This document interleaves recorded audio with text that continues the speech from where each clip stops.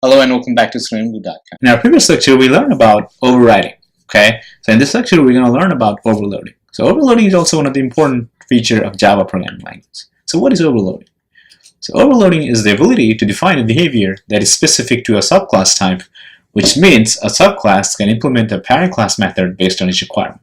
So just like the overriding, right? Overloading would have the same method name, and you can have parent class with the method name and the child class with the same method name. Overloading allows different methods to have the same name but different signatures, where signature can differ by number of input parameters or type of input parameters or both. Basically, it's similar to overriding, but with overloading, you can have different parameters, right? In overriding, you can have the same method name, but your parameters should be the same. Overloading allows you to have different parameters, right? It even allows you to have different type of input parameters. Overloading is normally done during inheritance, where the parent class and subclass may have the same method name, but with different parameters or input type, and needs to be overloaded based on the requirement. So your parent class could have method A, right, and your child class could have method A with different parameters. Let's say it requires two input parameters, integer A, integer B. Now your child class C could have three parameters, integer A, integer B, integer C. Right? So now when you create an object, when you call integer C, you can actually call a method with three parameters, right? So based on the requirement, you can actually call any method, right? Since the method is the name is same, and you have different parameters, you can call whatever the method name with different parameters you want. The main advantage of overloading is that you don't have to create multiple methods for the same functionality if the functionality requires different parameters or input types. What that basically means is, let's say you have add method, right? An add method, you can actually add two integers, you can add two double values, you can add two floating values, and so on, right? So in that case, right, if you start creating methods for each different data type, you're gonna have like 100 methods, right? And that's very confusing for other people, right? For the other programmers, because they don't know which methods to use, right? So let's say you create a method name for each integer. Let's say, okay, this is an int add, this is a double add, this is a floating add, and so on, right? So if you have n number of names, your code is going to be very, very long, and also your the other people would be confused which method to use for their functionality. In that case, overloading helps a lot because you can use the same method name but have different parameters or different input types. I'll give you an example in here. So I've got this addition class in here, and I've got this add return type int, right? This add method here, instance method, has a return type int. Okay, it returns integer. So here it requires two parameters, x and y, okay, which is both integers, and it returns the addition x plus y. Now I have another method here, an instance method with the same method name, add. However, you can see here I've got x, y, g. Okay, it requires three parameters, and this actually it's also integer return type method, instance method. So it's going to return whatever the sum of x plus y and g. So now I've got another method here with different return type, double, right? And it's basically adds to double numbers. So I've got double x and double y. So it returns the addition of two double data type numbers. So now if I have this main method here, and if I create addition, a equals new addition, I create an object from this class in here.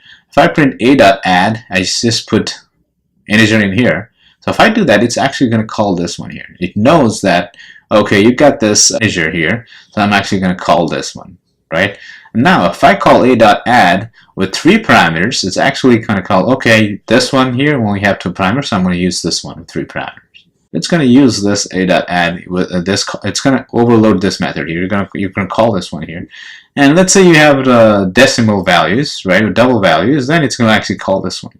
So here, basically, you are overloading this add method, right? So if you have this first add method, you overload with this one here, and you overload with this one here. So when I run this, you're going to get 24 plus 24, 48. And you add 324, you're going to get 72, and you're going to add 12.24, 12.24, you're going to get 24.48. So with the overloading, I was able to call different add method based on my requirement or based on my scenario. So that is basically overloading, right? Don't get confused with overriding and overloading, right? Overriding would have the same method name, but it has to have the same parameter. If you don't have any parameter, you're going to override the same method and child class with the same parameter. However, with overloading, you can have different parameters and also different return type, as you can see here, right? So you have a lot of flexibility with the overloading. So now let's go back into our IntelliJ here, and I'm actually going to create another package, and I'm going to call it overloading. All right, and here I'm actually going to create a class. I'm going to call it addition, and in here I'm actually going to call first addition of two integers. So I'm going to say public void. I'm actually, this returns the integer. I'm going to do int add, int, let's say a, int b. So basically it's returning a plus b. So now let's say addition of three integers. I'm actually going to copy this to save some time here. And in here, let's say int c. So I'm going to say c. Right. So now I'm going to create another addition of double values. Paste that here again. So in here, I'm actually going to do double and double here. Also, I'm going to return double. So here, I got this add method. Method name is same, but the parameters are different. So basically, you create this method, you overload with this one, and you overload with that one, right? So now if I create a main method here, I create a object,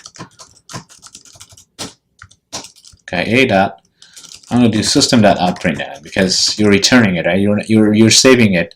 You're returning means you're actually returning the value, but you're not printing it out, right? So I need to print it out. So I'm actually going to system.out.println, and I'm going to do add, and I'm going to say 24, 24, and system.out.println again, a.add 24, 24, 24. I mean, you can use other numbers here as well. And I'm just going to copy this to save some time here. And here I'm actually going to do 44, let's say 22.22, and alright.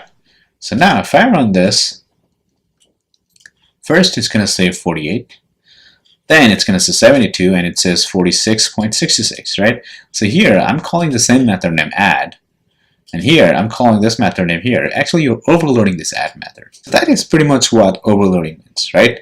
So normally when you actually call some method, right, you're actually overloading the method here. So let's say that if I do here, I'm going to give you an example, right? So for instance, I'm going to do string dot.